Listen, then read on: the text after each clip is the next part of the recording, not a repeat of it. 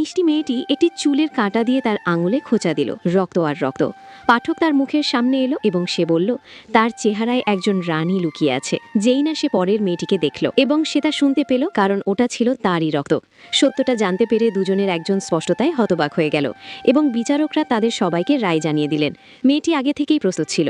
সে অন্য মেয়েটির তোয়ালেতে বিষ মাখিয়ে দিল। যেই না মেয়েটি তোয়ালেটা স্পর্শ করল, তখন তার হাতে তীক্ষ্ণ একটা অনুভূতি হলো বা ব্যথা হলো। কিন্তু যদি কোনো মেকআপ না থাকে, তাকে বের করে নেওয়া হলো। সে ভয়ানক যন্ত্রণা ভোগ করল এবং অন্যের কাছ থেকে ধার নিল। কিন্তু শেষ পর্যন্ত সত্যটা আর জানা গেল না। অবশেষে সে রাজমাতাকে বিচারক বানালো।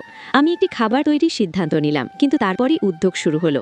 মেয়েটি তার সব জিনিসপত্র চুরি করে নিয়েছিল। মেয়েটির কাছে কেবল লাল শিম আর আঠালো চাল ছিল। তার জন্য আর কোনো উপায় ছিল না। সে চালের গুঁড়ো তৈরি করলো, ছোট ছোট গোলা বা বড়ি বানালো এবং তারপর সে সেগুলোকে এক কাপ লাল শিমের মিশ্রণে পরিণত করলো।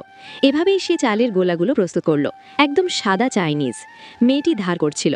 মেয়েটি আগেই তার স্বামীকে পাঠিয়ে দিয়েছিল যে মেয়েটির মিষ্টিতে লবণ মিশিয়ে দিয়েছিল। সৌভাগ্যবশত বিচারক তা দেখতে পেলেন। আর যখন মেয়েরা নিচে নামলো, তখন তারা চালের বিশাল স্যুপ তৈরি করলো আর তারপর শাশুড়ি তাদের সামনে এলেন। এটি ছিল একটি লাভজনক পরিস্থিতি। যেই না তারা অন্যটি খেলো, সবার সামনে থুথু ফেলে দিল।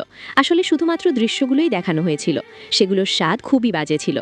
তারপর রাজমাতা মেয়েটির চালের গোলাগুলোর গন্ধ শুঁকলেন। তারপর তা তাদের হৃদয় ছুঁয়ে গেল। তারপর সে মেয়েটিকে মাংস বানিয়ে দিল। অবশেষে রাজমাতা বাড়ি ফিরে গেলেন।